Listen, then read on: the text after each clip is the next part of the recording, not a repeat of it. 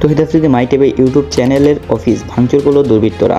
তৌহিদ আফ্রিদি আসলে ইউটিউব ছেড়ে দিচ্ছে, এটা দেখতে চোখ রাখুন আমাদের MIR নিউজ ইউটিউব চ্যানেলে। তৌহিদ আফ্রিদি জানায়, আমি দেশের বাইরে ছিলাম 13 তারিখে, আমার ফ্লাইট ছিল, ফ্লাইটটা ক্যান্সেল হয়ে গিয়েছে। আর আমি যখন আন্দোলনের পোস্ট দেখি তখন আমিও পোস্ট করি, তারপর উপর মহল থেকে আমার উপর অনেক চাপ আসতে থাকে, তাই আমি বাধ্য হয়ে পোস্ট ডিলিট করে দিই। আর আমার টিভি চ্যানেল বন্ধ করে দেওয়ার হুমকিও দেওয়া হয়েছে, কিন্তু আমাকে চুপ করে রাখতে পারলেও আমার টিভি চ্যানেলের রিপোর্টারদের চুপ করিয়ে রাখতে পারেনি। তারা ঠিকই কথা বলে গেছে এবং ঠিকমতো কাজ করে গেছে। এবং সে আরও জানায়, আমি যদি ভুল করে থাকি তাহলে আমি আমার ভুলের শাস্তি ঠিকই পাবো।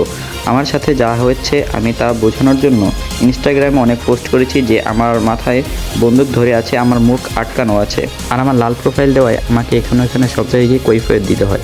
কিন্তু আমার কে কথা বলতে না দিলেও আমার টিভি চ্যানেল ঠিকই কথা বলে গেছে, কিন্তু আমাকে কথা বলতে দেয় নাই। বাট আমার টেলিভিশন কথা বলছে, আমার বাবার কষ্টের টেলিভিশন ভেঙে দিয়েছে।